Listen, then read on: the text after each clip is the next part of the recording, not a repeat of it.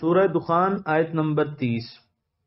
وَلَقَدْ نَجَّيْنَا بَنِي إِسْرَائِيلَ مِنَ الْعَذَابِ الْمُهِينِ۔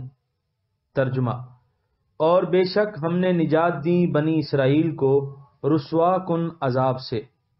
سورہ دخان آیت نمبر 30 کی تفسیر۔ غلامی کو عذاب مہین کہا گیا ہے، یعنی رسوا کن عذاب۔ بے شک کسی قوم پر اس سے بڑا عذاب مسلط نہیں کیا جا سکتا کہ اس کی آزادی اس سے سلب کر لی جائے۔ اللہ تعالیٰ اپنے ہر عذاب سے خصوصاً کفار و مشرکین کی غلامی سے محفوظ رکھے، آمین ثم آمین۔ سورہ دخان آیت نمبر 31۔ من فرعون انہ کان عالیا من المسرفین۔ ترجمہ: یعنی فرعون کی غلامی سے، بلا شبہ وہ بڑا متکبر اور حد سے بڑھنے والوں میں سے تھا۔ سورہ دخان آیت نمبر 32۔ وَلَقَدِ اخْتَرْنَاهُمْ عَلَىٰ عِلْمٍ عَلَى الْعَالَمِينَ۔ ترجمہ: اور ہم نے چنا تھا بنی اسرائیل کو جان بوجھ کر جہان والوں پر۔ سورہ دخان آیت نمبر 32 کی تفسیر۔ اللہ تعالیٰ نے بنی اسرائیل کو جملہ اقوام عالم سے چن لیا اور دعوت حق کا شرف انہیں ارزانی فرمایا۔ یہ سب کچھ بلا وجہ نہ تھا، بلکہ اللہ تعالیٰ نے اپنے علم سے ان کو اس منصب جلیل کے لیے منتخب فرمایا، کیونکہ اس زمانے میں جتنی قومیں تھیں ان سب سے اس بار امانت کو اٹھانے کی اہلیت صرف بنی اسرائیل میں تھی۔ سورہ دخان آیت نمبر 33۔ وَآتَيْنَاهُم مِّنَ الْآيَاتِ مَا فِيهِ بَلَاءٌ مُّبِينٌ۔ ترجمہ: اور ہم نے عطا فرمائی انہیں ایسی نشانیاں جن میں صریح آزمائش تھی۔ سورہ دخان آیت نمبر 33 کی تفسیر۔ ان کے دلوں کو نور یقین سے منور کرنے کے لیے انہیں بے شمار معجزات دکھائے گئے۔ در حقیقت یہ ان کا امتحان تھا، یہ ان کی آزمائش تھی کہ آیا وہ اس اعزاز کا حق رکھتے ہیں جو انہیں بخشا گیا ہے یا نہیں۔ سورہ دخان آیت نمبر 34۔ ان ہؤلاء لیقولون۔ ترجمہ: بے شک یہ کفار مکہ بھی کہتے ہیں۔ سورہ دخان آیت نمبر 35۔ ان ہی الا موتتنا الاولی وما نحن بمنشرین۔ ترجمہ: نہیں ہے ہمارے لیے مگر ہماری یہی پہلی موت اور نہ ہمیں دوبارہ اٹھایا جائے گا۔ سورہ دخان آیت نمبر 34 اور 35 کی تفسیر۔ پہلے گفتگو کفار مکہ سے ہو رہی تھی اور ان کو کفر سے باز آنے کی تلقین کی جا رہی تھی، لیکن جب ان کی ضد میں کوئی فرق نہ آیا تو ان کو سمجھانے کے لیے فرعون اور اس کی قوم کا ذکر کر دیا۔ بتایا کہ ان کی روش بھی ہٹ دھرمی اور تعصب کی تھی جس طرح تمہاری ہے، لیکن ان کی جاہ و حشمت اور حکومت و سلطنت سے تم کو تو دور کی بھی نسبت نہیں۔ وہ بہت بڑی سلطنت کے مالک تھے، ان کے خزانے سونے چاندی سے بھرے تھے، ان کے پاس وسیع و عریض زرخیز زرعی زمینیں تھیں جن کو دریائے نیل سے نکلی ہوئی نہریں سیراب کرتی تھیں۔ جب انہوں نے قبول حق سے انکار کر دیا تو بہیں جاہ و حشمت ان کو حرف غلط کی طرح مٹا دیا گیا۔ تم خود سوچو کہ تم میں یہ طاقت ہے کہ غضب الہی کا مقابلہ کر سکو۔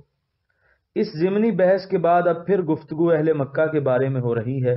وہ کہتے ہیں کہ آپ ہمیں خواہ مخواہ قیامت اور عذاب جہنم سے ڈراتے رہتے ہیں۔ پہلی دفعہ جب ہم موت کا پیالہ پئیں گے تو ہمیشہ ہمیشہ کے لیے زندگی کا سلسلہ منقطع ہو جائے گا، اس کے بعد نہ کوئی زندگی ہے نہ کوئی حشر و نشر۔ الموتۃ الاولی سے مراد پہلی موت۔ پہلی موت کے لیے ضروری نہیں کہ کوئی دوسری موت بھی ہو۔ اثنوی اپنی کتاب التمہید میں کہتے ہیں کہ لغت میں اول شے کی ابتدا کو کہتے ہیں، کبھی اس کے بعد دوسرا ہوتا ہے اور کبھی نہیں ہوتا۔ سورہ دخان آیت نمبر 36۔ فَأْتُوا بِآبَائِنَا إِن كُنتُمْ صَادِقِينَ۔ ترجمہ: بھلا ہمارے باپ دادوں کو تو زندہ کر کے لے آؤ اگر تم سچے ہو۔ سورہ دخان آیت نمبر 36 کی تفسیر۔ وہ کوہ قیامت پر ان کے سامنے 20 دلائل پیش کیے گئے۔ وہ نہ مانو کی رٹ لگاتے اور کہتے کہ ہم تمہاری اس بات کو تب تسلیم کریں گے جب تم ہماری مطلوبہ دلیل پیش کرو۔ ہم کہتے ہیں کہ ہمارے آباء و اجداد جو مر چکے ہیں تم ان کو زندہ کر دو، ہم مان لیں گے کہ ہم بھی زندہ ہوں گے اور قیامت بھی قائم ہوگی۔ ان کا یہ مطالبہ سراسر ناحق تھا، بھلا ان سے کس نے یہ کہا تھا کہ وہ اسی دنیا میں مرنے کے بعد زندہ کر کے اٹھائے جائیں گے۔ سورہ دخان آیت نمبر 37۔ اہم خیر ام قوم تبع والذین من قبلہم اہلکناہم انہم کانوا مجرمین۔ ترجمہ: اے لوگو، ذرا سوچو، کیا یہ لوگ بہتر ہیں یا تبع کی قوم؟ اور جو لوگ ان سے پہلے گزرے ہیں ہم نے انہیں بہما شوکت و حشمت ہلاک کر دیا، بے شک وہ مجرم تھے۔ سورہ دخان آیت نمبر 37 کی تفصیل۔ جس طرح ایران کے بادشاہ کو کسریٰ اور چین کے سلطان کو خاقان کہا جاتا تھا، اسی طرح یمن اور حضرموت کے فرمانروا کا لقب تبع تھا۔ یہ علاقہ اس وقت آبپاشی کی ترقی یافتہ نظام کے باعث بڑا زرخیز اور آباد تھا۔ یہاں کے لوگ متمول اور خوشحال تھے۔ یہاں کے سلاطین کے خزانے بھرے ہوئے تھے۔ ان کی شوکت اور سطوت کے باعث ان کے ہم عصر سلاطین اور ملوک میں ان کی بڑی دھاک بیٹھی ہوئی تھی اور سب ان سے خائف رہا کرتے تھے۔ اہل مکہ کو کہا جا رہا ہے کہ تم اتنے بدمست کیوں بنے پھرتے ہو؟ تمہاری تو بساط ہی کیا ہے؟ تبع کی قوم تم سے کہیں زیادہ دولت مند اور طاقتور تھیں۔ انہیں زندگی کی جو راحتیں اور سہولتیں میسر تھیں، تمہیں تو ان کا عشر عشیر بھی نصیب نہیں ہوا۔ ان کی عظمت و ثروت کے افسانے خود تمہارے ہاں زبان زد عوام ہیں۔ تمہیں خوب علم ہے کہ جب انہوں نے راہ راست سے منہ موڑا اور ہماری نافرمانی اور بغاوت پر آمادہ ہو گئے تو ہم نے ان کو ہلاک کر دیا۔ ان کا نام و نشان تک بھی باقی نہ رہا، بلکہ تم سے پہلے جتنی قومیں گزری ہیں انہوں نے جب سرکشی کو اپنا وتیرہ بنا لیا تو ان کو اسی حسرتناک انجام سے دوچار ہونا پڑا۔ اب ذرا یہ بتاؤ کہ تم کس بلبوتے پر ہمارے رسول کی عداوت پر کمر بستہ ہو اور ہماری آیات کو جھٹلاتے ہو؟ کیا کبھی تم نے اس بات پر غور کیا کہ تمہاری اس روش کا انجام کس قدر خوفناک ہے؟ ہوش میں آؤ، عقل سے کام لو۔ مفسرین کرام نے لکھا ہے کہ اس خاندان میں سے ایک تبع مشرف با اسلام ہوا تھا۔ اس کا نام ابو کرب بتایا جاتا ہے۔ اسی نے سب سے پہلے خانہ کعبہ پر قیمتی غلاف چڑھایا۔ جب اس کا گزر مدینہ طیبہ کے مقام سے ہوا تو اس کے لشکر کے علماء نے اسے بتایا کہ یہ نبی آخر الزماں کی ہجرت گاہ ہے۔ اس فضا میں اسے ایسی کشش اور روحانی جاذبیت محسوس ہوئی کہ اس نے حضور صلی اللہ علیہ وآلہ وسلم کے نام ایک عرض داشت لکھی جس میں اپنے ایمان لانے کا ذکر کیا اور یہ التجا بھی کی کہ میرا ایمان قبول ہو اور روز قیامت مجھے اپنی شفاعت سے محروم نہ کیا جائے۔ علامہ قرطبی اور دیگر علماء تفسیر نے اس واقعے کو بڑی تفصیل سے لکھا ہے۔ علامہ قرطبی نے وہ خط تحریر کیا ہے جس میں تبع نے اپنے ایمان لانے کا ذکر کیا ہے۔ اس کے آخری الفاظ یہ ہیں، ترجمہ: اگر میں اس حیات مستعار میں حضور کی زیارت سے بہرہ مند نہ ہو سکوں تو میری شفاعت فرمائیے اور قیامت کے روز مجھے فراموش نہ کیجیے، کیونکہ میں آپ کے ان امتیوں میں سے ہوں جو پہلے گزرے ہیں۔ اس کے ہمراہ علماء بھی تھے۔ ان میں سے ایک جماعت نے اسی جگہ اقامت کی اجازت چاہی۔ بادشاہ نے ان کی رہائش کے لیے مکانات تعمیر کروائے، ان کو زندگی کی ضروریات فراہم کیں اور ان میں جو معزز ترین عالم تھا اپنا مکتوب اس کے حوالے کیا اور اسے وصیت کی کہ اگر تجھے زیارت نصیب ہو تو میرا عریضہ پیش خدمت کرنا، ورنہ اپنی اولاد کو ہدایت کرتے جانا کہ جس کو یہ سعادت نصیب ہو وہ میرا خط پیش کرے۔ تبع کا زمانہ عہد رسالت سے 1000 سال پہلے کا ہے۔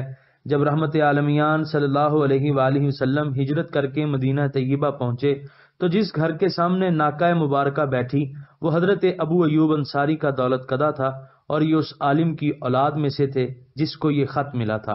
انہوں نے وہ عریضہ پیش کیا۔ حضور علیہ الصلوۃ والسلام نے حضرت سیدنا علی کرم اللہ وجہہ کو حکم دیا کہ پڑھ کر سنائیں۔ حضور صلی اللہ علیہ وآلہ وسلم نے یہ خط سن کر اس کا ایمان قبول فرمایا اور اس کی شفاعت کی درخواست کو بھی منظور فرمایا۔ سورہ دخان آیت نمبر 38۔ وما خلقنا السماوات والارض وما بینہما لاعبین۔ ترجمہ، اور نہیں پیدا فرمایا ہم نے آسمانوں اور زمین کو اور جو کچھ ان کے درمیان ہے کھیل کے طور پر۔ سورہ دخان آیت نمبر 38 کی تفسیر۔ تبا کی قوم نے بھی یوم الحساب کا انکار کر دیا، جس کا نتیجہ یہ ہوا کہ رنگ رلیاں منانا اور جی بھر کر عیش کرنا ان کی زندگی کا مقصد بن گیا، جو ان کی تباہی کا باعث ہوا۔ اے اہل مکہ، تم بھی روز قیامت کا انکار کر کے مکافات عمل کے اٹل اصولوں سے غافل بن گئے ہو، کبھی اس کے انجام پر بھی غور کیا کرو۔ اس آیت میں ان کی توجہ کائنات کے حکیمانہ اور دقیق نظام کی طرف مبذول کرائی گئی ہے۔ اس کارخانہ ہستی کے ہر پرزے میں جو نظم و ضبط پایا جاتا ہے، اس کے نظام میں جو سنجیدگی اور گہرائی نظر آ رہی ہے، اس کے مشاہدے کے بعد کوئی شخص یہ کہنے کی جرت نہیں کر سکتا کہ یہ سب کچھ کھیل تماشا ہے، اور اس کے بنانے والے نے اسے محض تفریح تباہ کے لیے بنایا ہے۔ کائنات کی ہر چیز پکار پکار کر کہہ رہی ہے کہ میرا سانے بڑا حکیم ہے، اس کا کوئی فعل حکمت سے خالی نہیں، ہر چیز با مقصد ہے۔ جب پتھر اور روڑے بھی بیکار نہیں تو اس خلاق عظیم کا یہ حسین و جمیل شاہکار حضرت انسان، جسے دیگر انگنت خوبیوں کے علاوہ عقل و شعور کی نعمت بھی بخشی گئی ہے، اس کی زندگی بھلا بے مقصد کیسے ہو سکتی ہے؟ اس کے اعمال و افعال بے نتیجہ کیسے ہو سکتے ہیں؟ قیامت آئے گی اور ضرور آئے گی، اس روز تم اپنے خالق کے روبرو پیش کیے جاؤ گے، جہاں بیگانوں سے بیگانگی کا اظہار کیا جائے گا اور اپنے عاشقانے دل فگار پر ابر کرم کھل کر برسے گا۔ سورہ دخان آیت نمبر 39۔ وَمَا خَلَقْنَاهُمَا إِلَّا بِالْحَقِّ وَلَكِنَّ أَكْثَرَهُمْ لَا يَعْلَمُونَ۔ ترجمہ، نہیں پیدا فرمایا ہم نے آسمان و زمین کو مگر حق کے ساتھ، لیکن ان میں سے اکثر اس حقیقت کو نہیں جانتے۔ سورہ دخان آیت نمبر 40۔ ان یوم الفصل میقاتہم اجمعین۔ ترجمہ، یقیناً فیصلے کا دن ان سب کو دوبارہ زندہ کرنے کے لیے مقرر وقت ہے۔ سورہ دخان آیت نمبر 40 کی تفسیر۔ وقوع قیامت کے لیے ایک وقت مقرر ہو چکا ہے، تمہیں اس کے بارے میں پہلے سے آگاہ کر دیا گیا ہے۔ اب یہ تمہاری ثوابدید پر منحصر ہے کہ چاہے اس پر ایمان لے آؤ اور اس دن کی کامیابی کے لیے تیاری شروع کر دو، اور چاہے تو اس دن سے بے خوف ہو کر داد عیش دیتے رہو۔ اور جب قیامت برپا ہو اور تمہیں قبروں سے نکال کر بارگاہ ذوالجلال میں کھڑا کر دیا جائے تو اس وقت ندامت و خجالت سے سر جھکائے کف افسوس ملنے لگو۔ میقاتن کہتے ہیں وہ وقت جو کسی کام کے لیے متعین کر دیا گیا ہو۔ اس سے یہ بتانا مقصود ہے کہ اللہ تعالیٰ نے اپنے علم و حکمت سے وقوع قیامت کے لیے ایک وقت مقرر کر دیا ہے۔ تمہاری جلد بازی سے اس پروگرام میں رد و بدل نہیں کیا جا سکتا۔ تم کہتے ہو کہ ہم قیامت پر تب ایمان لائیں گے کہ ہم سے پہلے جو لوگ مر چکے ہیں ان میں سے کسی کو زندہ کر کے تمہارے سامنے لا کھڑا کر دیا جائے۔ اس دنیا میں تو مردوں کو دوبارہ زندہ کرنے کا کوئی پروگرام ہی نہیں۔ جب قیامت کا مقررہ وقت آ جائے گا، قیامت برپا ہو جائے گی۔ سورہ دخان آیت نمبر 41۔ یوم لا یغنی مولا عن مولا شیئا ولا هم ینصرون۔